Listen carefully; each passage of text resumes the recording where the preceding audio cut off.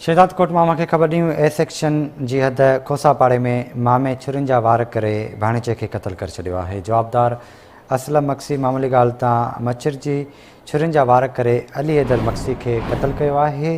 मक़तूल जो लाश पोस्टमार्टम लाइ तालके अस्पताल मुंतक़िल कयो वियो। ज़रूरी कार्रवाई बाद लाश वारसनि हवाले कयो वियो, जॾहिं त मक़तूल जी अमर जी फ़रियाद ते भाउ समेत ॿिनि ख़िलाफ़ ए सेक्शन थाणे ते केस दाख़िल कयो वियो आहे। शहजाद कोट में अवां खे ख़बर ॾियूं पिया ए सेक्शन जी हद खोसापाड़े में मामे छुरियुनि जा वार करे भाणेजे खे क़तल करे छॾियो आहे। जवाबदार आहे असलम मक्सी, जंहिं मामूली ॻाल्हि तां मच्छर जी छुरियुनि जा वार करे अली हैदर मक्सी खे क़तल कयो आहे।